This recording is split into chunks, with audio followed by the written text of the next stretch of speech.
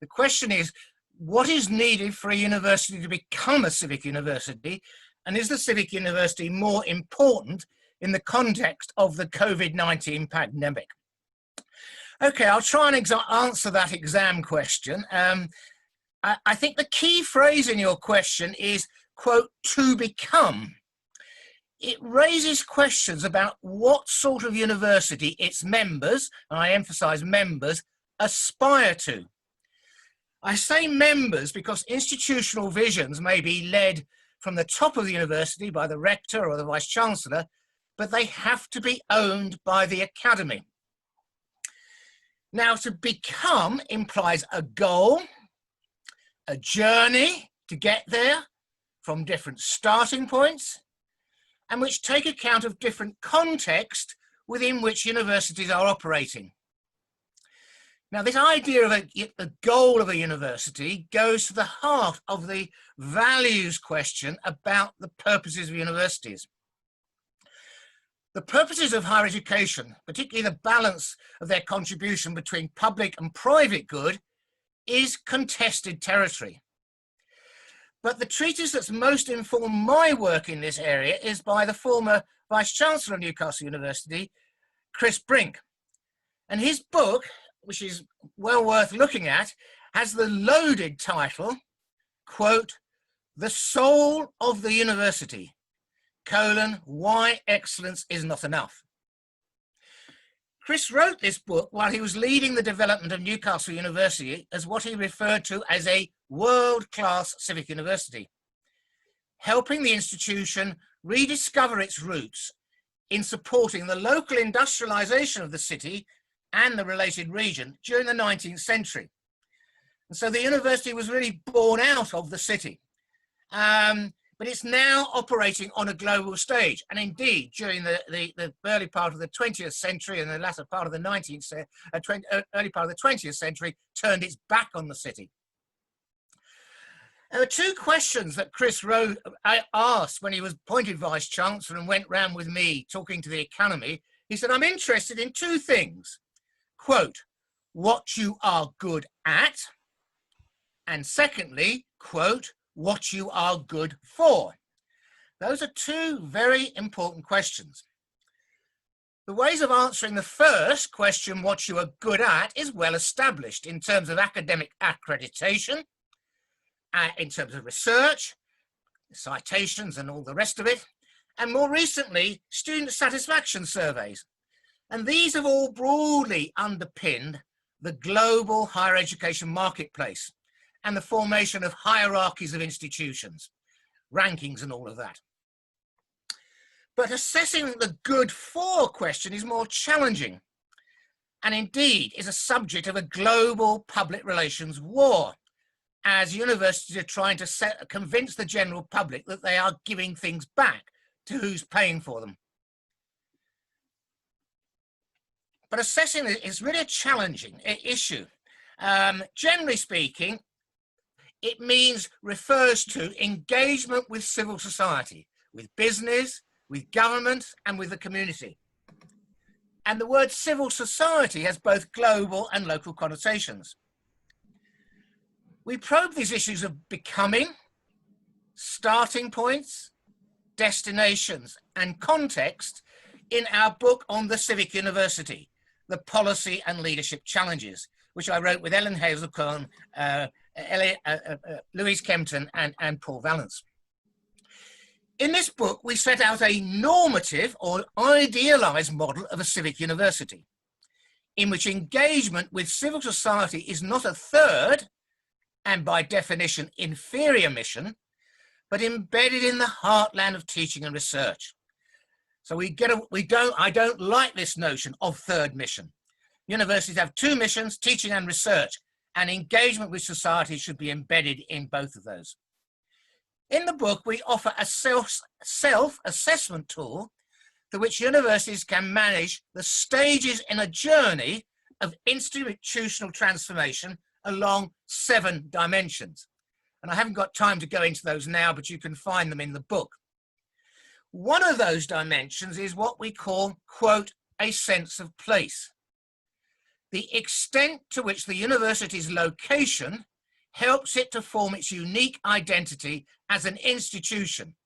So we refer to the University of, and of's the important word, the University of Newcastle. Turning to the second part of your question on the pandemic. Many universities have responded to the good for question by mobilizing their teaching and research in response to the 17 United Nations Sustainable Development Goals. And this was going on prior to the pandemic. It goes without saying to this audience that these are both global and local challenges, as well as being highly interconnected. The relevance to universities is clearly articulated in the report which I would commend to you from the UN-sponsored Global University Network for Innovation, GUNI, called Higher Education in the World, towards a socially responsible university, balancing the global with the local. COVID-19 has sharpened the relevance of these sustainable development goals for universities and the relevance of what I've come to call the civic university movement. Within and between countries, the disease has had a very differential impact on various population groups and particular places. Generally speaking, the most disadvantaged social groups and places have been worst affected. It's also had a differential impact on universities, not least on their financial viability and their long-run capability to fulfill what in many countries is an unfunded mandate to serve local society. Universities get funded to do research and teaching, but don't often get funded for this so-called engagement with society. Some of these universities are what I call anchor institutions as major employers in the places most affected by the crisis. And these places need these universities not only as major employers, but to mobilize their resources as what we call knowledge institutions, to engage with recovery post-COVID in health, the economy, and society in a more inclusive and sustainable way. So the whole thing about this crisis is a triple whammy. It's health, it's economy, and society. And so we have a real task in front of us to be actors in helping those communities recover. That's as far as I want to go in answer to that question.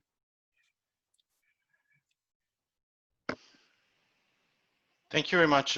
Now this is super interesting, of course, but what is happening on the other side of the story? We have talked a lot about the universities, what the driver to put them in relations with the ecosystem, but is the other side, so policymakers, based on your experience, are they considering universities as landmarks, as assets that potentially serving regional development?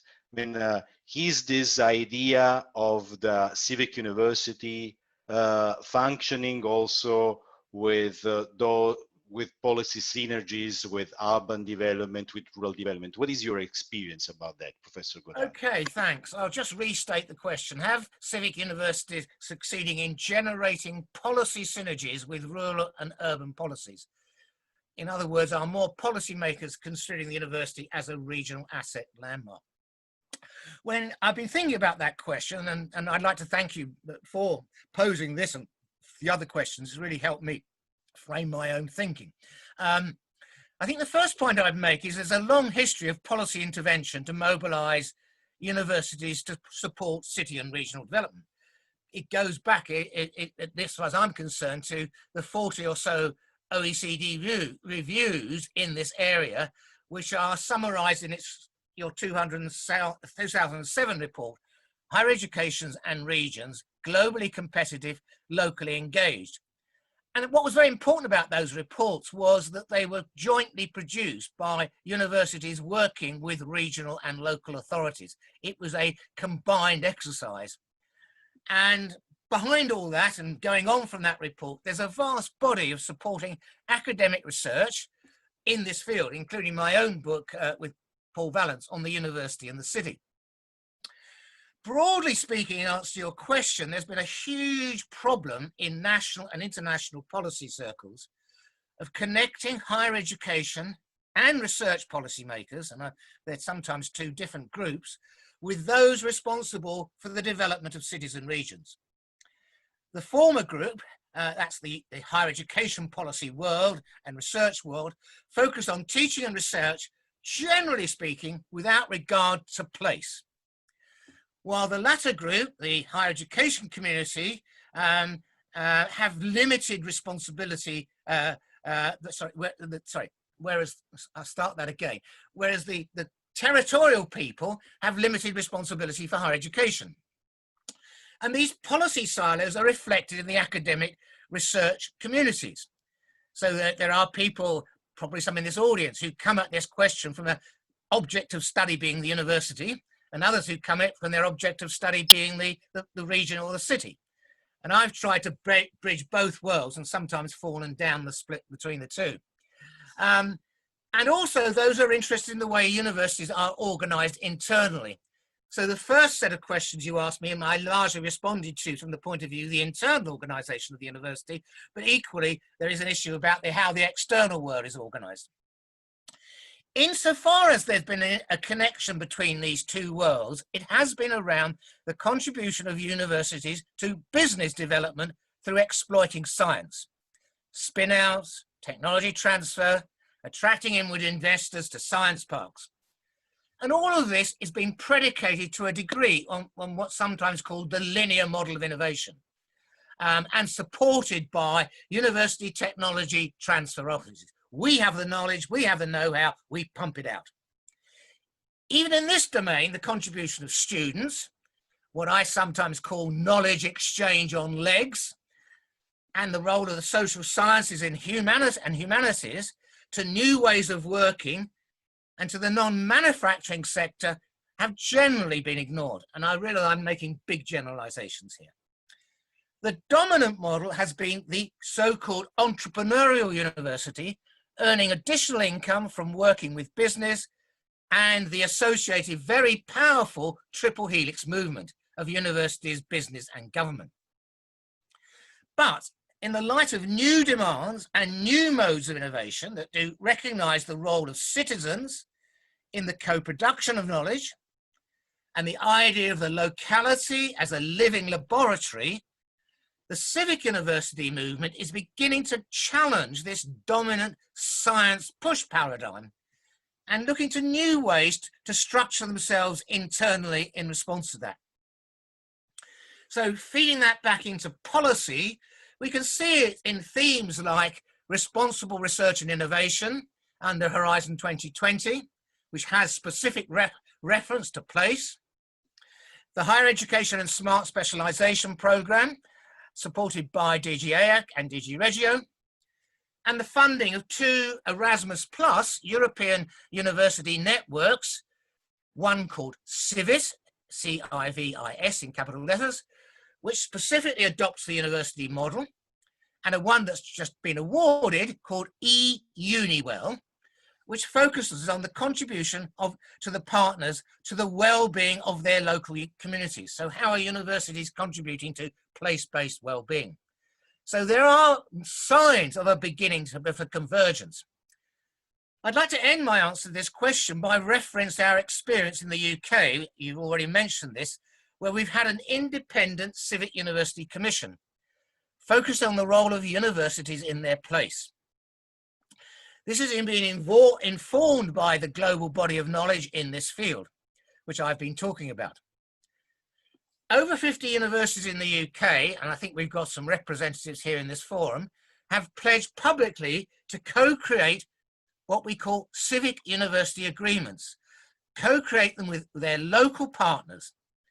And we've formed a network to support the sharing of best practice and bring together the silos in central government, which are quite strong, from higher education into regional development into science and innovation, bringing together those silos at the top from the bottom upwards. How can we join government up from the bottom upwards? And I'm going to quote to you the pledge that these vice-chancellors of these universities have made, and this is all in the public domain. 4 pledges. First, to place, and here I'm reading. As a place-based institution, we are committed to attaching a high priority to the economic, social, environmental, and cultural life of our local communities. Second, public. Our civic role will be informed by an evidence-based analysis of the needs of our place, developed collaboratively with local partners and informed by the voice of our local community. Important word there, voice.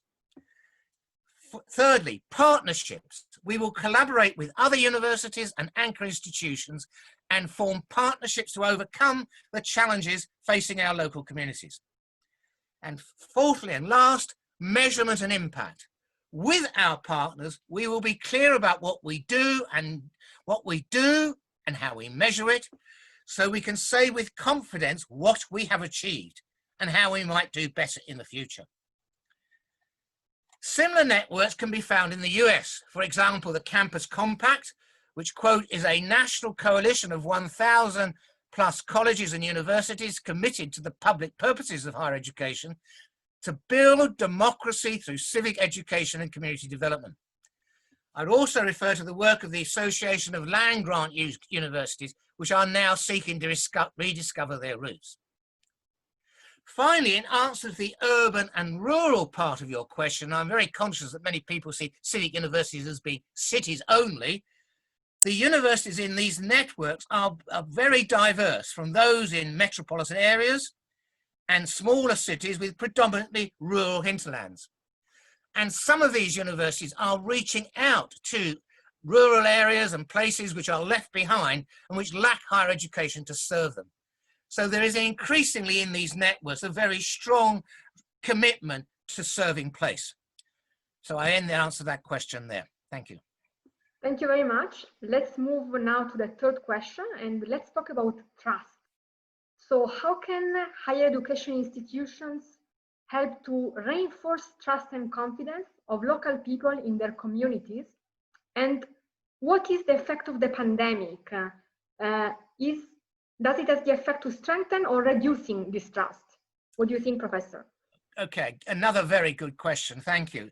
Well, a key piece of work that we undertook in the Civic University Commission involved surveys of citizens and focus groups, asking them about their knowledge about and expectation of their university. We have a university here, but what is it doing for us? This revealed that universities were not doing enough listening to their communities or investing in building sustainable relationships.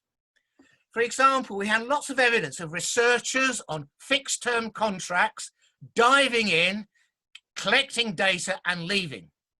Medics using residents as lab rats. Ditto, student volunteers or those on work placements coming and going. Rectors might talk to mayors, but this dialogue had little impact on either side. And so our civic university agreements seek to address these weaknesses, with many universities now designating members of their senior management team to have specific responsibility for place, alongside vice rectors for teaching and research and internationalization. In the pandemic, universities across the UK have rebuilt trust by the way they have responded with pace to the needs of their communities, not just in health-related areas. They're also drawing on their research and intelligence capacity in economic development to guide recovery in a sustainable and inclusive way. Universities need to do this, as one of the challenges we face in the sector going forward is around jobs for graduates, especially for those recruited locally and not nationally or internationally mobile. This will involve working with employers, with other education providers in developing the necessary skills for an economy that in the medium to long term might look very different. There's a whole discourse about the impact of AI And clearly coming out of the crisis, new ways of working, shorter supply chains, a bigger concern about sustainability. In all of this, universities need to play a role in what we call the leadership of place, working with others to shape the future. So now is just the right time for civic universities to step up the plate and assume this leadership of role place. Thank you very much indeed for your questions. Thank you very much again, also for the perfect timing. So I would now, given that the chat box has been quite active, I would immediately leave the floor to Anne and Maria for the Q&A. Thank you. So I think what we're going to do is we had sort of one question from us, and then we might direct it to some who's sort of been posting in the chat box. So the first question we had, Professor Goddard, was you talked about the importance of embedding engagement activity in teaching and research and not sort of exiling it to a third mission status. But then you also highlighted the tension of if you don't have dedicated funding for engagement, it can fall through the cracks. And I'm sort of wondering, from the perspective of HEIs and from policymakers, how do we ensure that there's sort of insufficient investment in engagement, but yet also not sort of carve it out such that it's always sort of the youngest sibling in comparison to the two other missions? Okay, big question out about it. I think one of the key questions about embedding is there are all sorts of others that are encouraging that in the way in which, for example, students are creating a lot of pressure to have issues of sustainability embedded into the syllabus. In the UK, some of the biggest pressures have been coming from students' unions. How far is that, whatever the subject you are doing, and how can we build issues of social responsibility into the teaching programs? Many programs expect students to have more work-based experience, more learning. Student volunteering is now an important contribution to employability. So many universities are looking to developing the syllabus. So at the heart of it is about the syllabus and looking at it less in a disciplinary siloed way, developing programs which are cross-disciplinary rather than single disciplinary. And as far as research is concerned, I mean, again, part of the issue is the way in which research is funded. In the UK, we have the REF, the Research Framework, but increasingly people are looking at impact. How do you actually make sure that your research has impact? And in order to do that, you need to engage with users and develop deep and strong relationships with the users. And you can sometimes do that through students as well. So I've talked about in my talk the knowledge exchange on legs, students that working in companies and then coming back to their universities as sources of research knowledge, which then goes back into the companies in a circular way. So it's all about, as it were, in the university, breaking down those silos. But it's also, and this is a real obstacle, the problem in terms of the career aspirations of individual academics. Everyone tells us that academics get rewarded by publications in peer-reviewed journals, and how do you reward academics for this activity when the conventional global marketplace is around the citation index? This is a real tough problem for leadership in universities. And a number of universities are beginning to develop a criteria for staff evaluation and appraisal, developing their skills, which recognize these civic contributions. Thank you, really interesting. I'm now going to ask Thomas Farnell to come in and ask his question. Okay, thank you. Yeah, my name's Thomas Farnell. I work at the Institute for the Development of Education. Hi, John. Thanks so much for your talk. It was really interesting. So I put a comment in the box just to briefly say that. So my point was that, I mean, and you mentioned this in your talk, that there is really a divide that I feel between people who talk about the entrepreneurial university with a focus on innovation, entrepreneurship, regional development, and sort of more economic aspects, and the Engage University, which has this more focus on broader social issues, healthcare, social development, culture, and so on. And your civic university concept tries to connect these.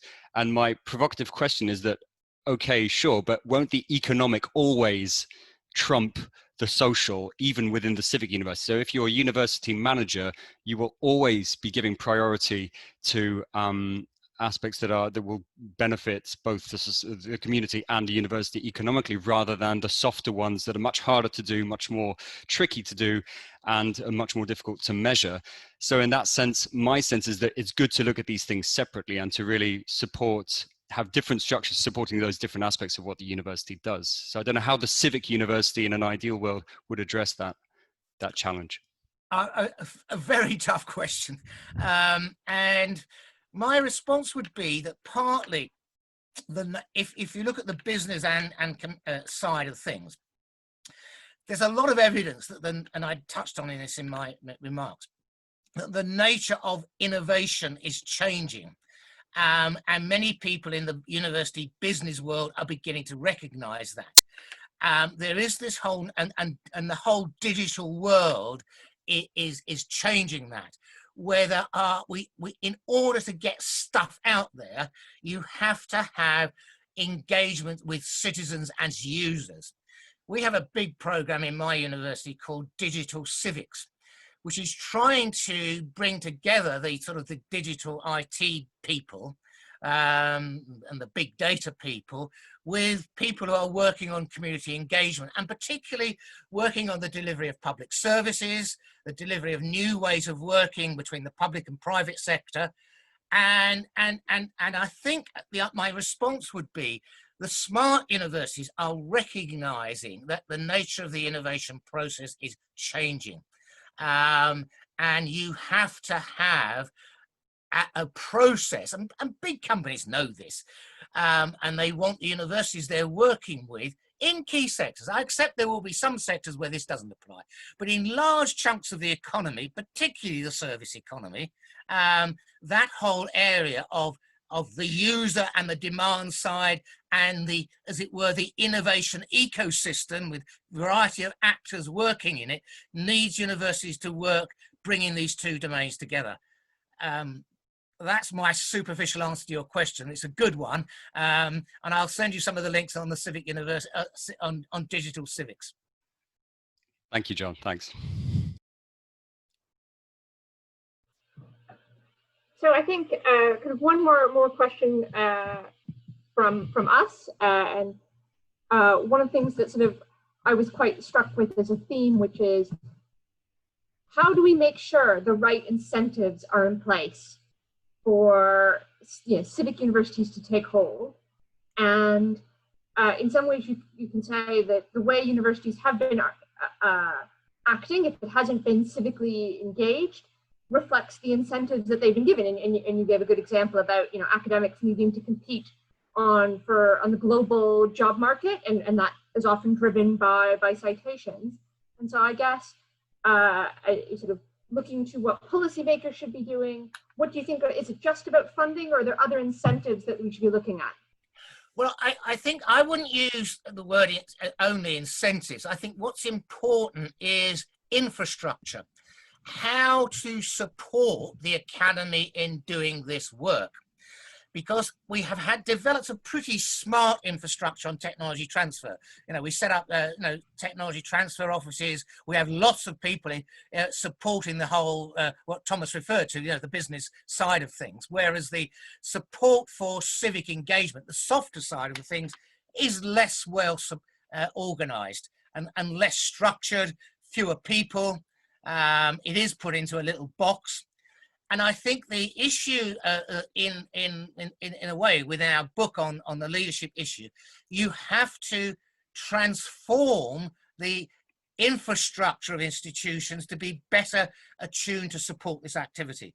So there are many things like, working with community groups, working with small businesses, where we haven't got the appropriate infrastructure. And that infrastructure might involve intermediate organizations working between the university and the community. So it doesn't all have to be in-house. We're familiar with science parks, which have a very particular model. We're not familiar with the notion of community engagement infrastructure. And it's quite interesting. We found a lot of stuff in this UK Civic University Commission where universities were doing. I just quote one example, just comes immediately to mind, Sheffield Hallam University, which has excellence in sport, but it's using sport in terms of both businesses doing sports-related products, but sport to engage the community in more active recreation, doing research in relation to that in health. It has a separate building, it's plugged into the university. So the issue is around not so much incentives, though they are important, but it's infrastructure to facilitate and support that process. And that needs investment. And the question is, who is going to provide that investment? And what worries me about the crisis is universities have had money from all sorts of sources, from regional development bodies, from in their own surpluses to invest in this infrastructure. There is a very, very real risk that in the crisis, the money that universities have put into supporting this, broadly speaking, soft infrastructure will be removed. Unless governments step up to the plate and say, yes, we will give you money to help you do that. And they will, and doing that depends on universities collectively getting together and lobbying for it and sharing experience about what they have achieved already. So what we're doing in the Civic University Commission, we're giving evidence about what is going on, what it's costing, and hopefully from that, we're going to get a new and more responsive stream of funding that will help us doing it, which will be embedded into the teaching and research strands. It's a long and complicated issue. I could talk at length about it, but I hope that gives you some idea. That was great, thank you. If I may, because this is exactly the key or one of the key dimensions of this series of discussions, in the sense that we have a little bit brutalized the higher education policy because it's a spatially blind, typically, approach. And we have asked to have a place responsiveness to that. And then we are also brutalizing, again, higher education policy because we are asking to fund in a sustainable way infrastructures that should be creating this osmosis between universities and their ecosystems. So that's the reason why I think that it's important that we think about the policy complementarities that we can establish, because at this point of the story, I mean, the geography of higher education is another name for many policy dialogues that were already pre-existing. What we are trying to do, however, is to go and knock on doors. They are not those of higher education or the regional development agencies, but creating almost a belief that since we are in a moment in which, as you said, Professor, there is an understanding that knowledge is now dominating in our economies.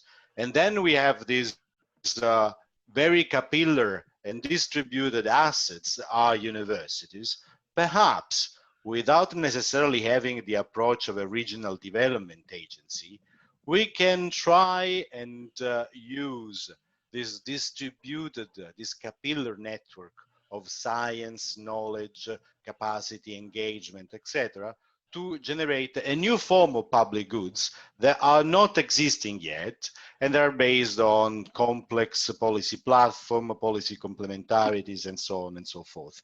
All this to say that we need to create on both sides. So while eliminating the boundaries within universities, the OECD in this case can help also reducing perhaps the boundaries between different policy domains, including economic development, sustainability, social inclusiveness, and so on and so forth. And try to generate in these policy synergies, taking advantage of higher education institutions. Then, at the micro level, what we have seen in places that you know very well, Professor, like Karlstad in Sweden, but there are other examples, is that once you put in place this infrastructure, and that the infrastructure starts interacting with external stakeholders, then it stimulates the curiosity of the teachers, the researchers, that understand that they have potentially access to new set of information, new opportunity for research, new opportunity for teaching, etc., etc. So it's not it's a very complex game to be played that has several interactions, and that can enrich a lot our agenda about the geography of higher education. I hope my connection was not too bad. Can I just respond to that? Absolutely agree with everything you said. My academic background is a geographer. I'm a geographer by training. And geography is a very powerful tool, place for connecting things. You cannot think about place without thinking about in the round. It's economic, it's social, it's cultural, it's environmental. It is the whole notion of place, and all places are different and they're unique. So place is a very and you've hit on a very powerful heuristic to cutting through a lot of these discourses. So I'm absolutely delighted you've done this. And the other thing I would point out, and I think this is also a powerful point, is by and large in democracies we have place-based representation. We have mayors, politicians. The political system depends on places. And it's very interesting. In the UK, there are potentially, and there's a very market-orientated system, there's an expectation as a result of the higher education marketplace and being exaggerated by COVID, some universities are going to go bust. They're going to go broke and close. They will not be allowed to go bust, even though the legislation said they should be, because local politicians will not let it happen. And particularly in the UK, they're politicians that got this government into power, the so-called red wall seats, conservative seats in left-behind places. So geography really, really matters because the political system is place-based. And I think you've got into a very interesting area, and I'm sure that if universities just don't recognise that, that using the political system from the local level, mayors and members of parliament and politicians in ministries and so on, is a very powerful lever. So 3 cheers to you for getting geography as the label. I think you've discovered a very powerful way in. Thank you very much, Professor. On this note, if there's no other questions, we can, I think.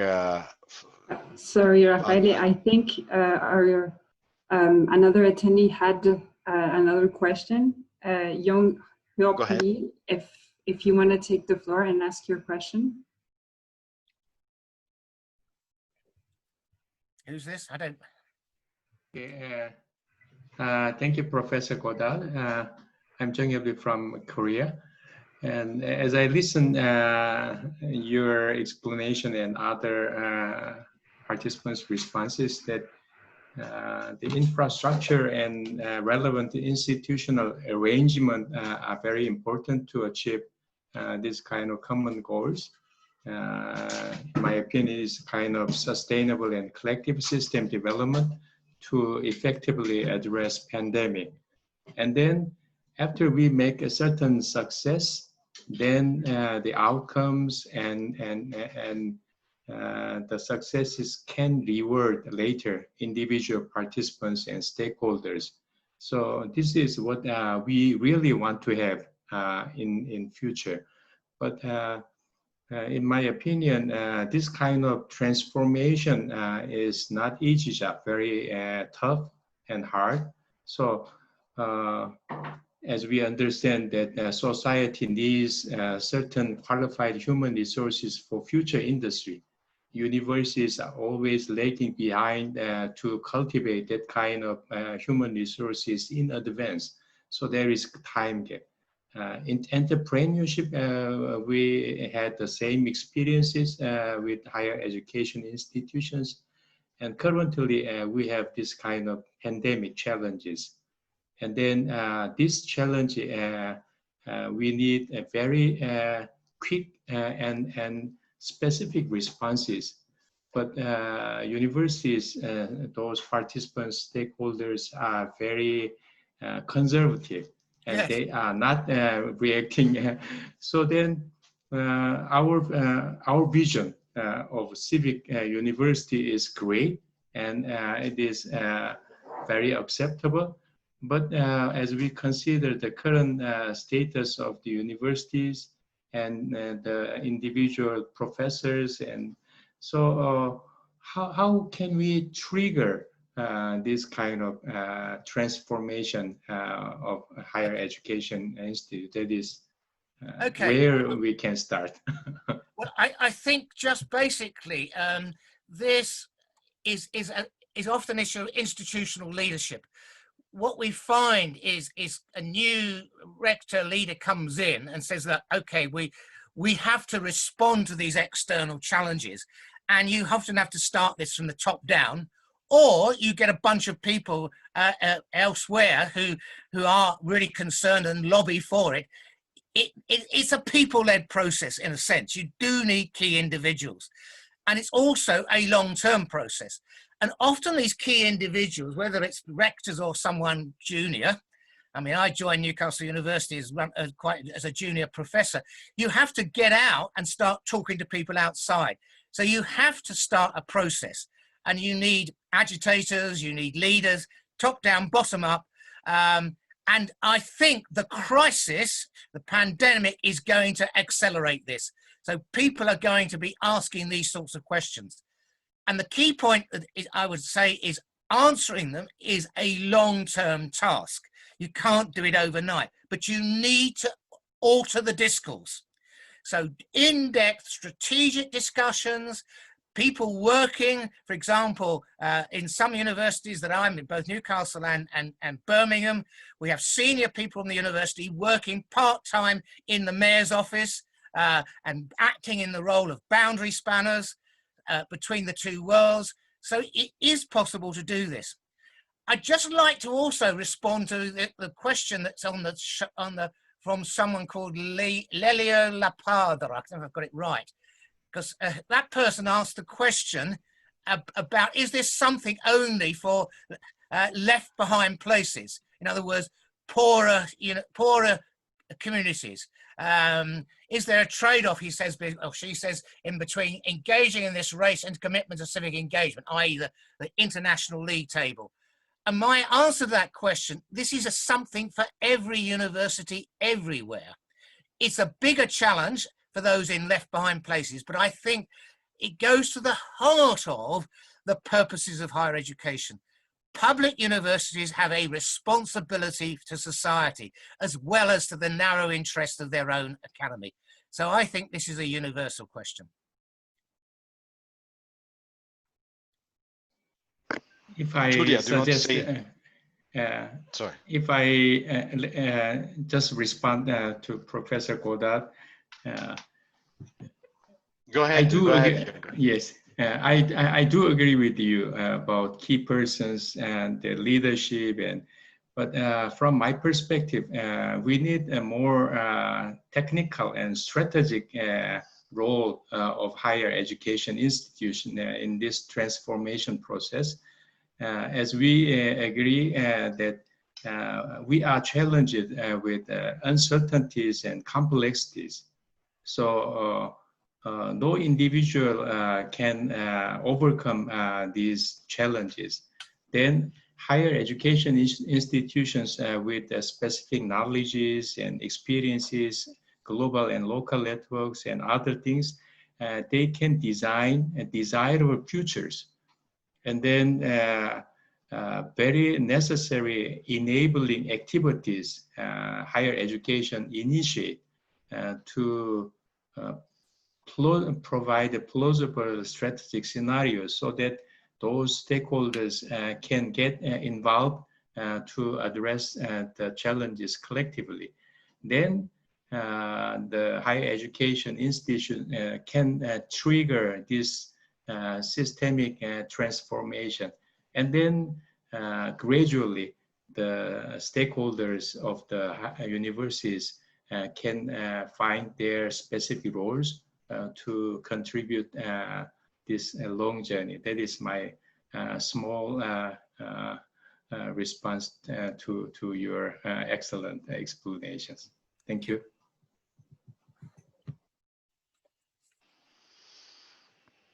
Julia, do you want to say something and then? Very briefly, because then I think it's time to close and let our participants free. I'm very happy that during the second question, Professor Goddard mentioned the relationship between higher education institutions and place with a focus on rural areas, because I think that this is something that we can explore a little bit further along the way in these cycles of webinars. And that's it from my side. Thank you very much. Thank you, Professor Goddard.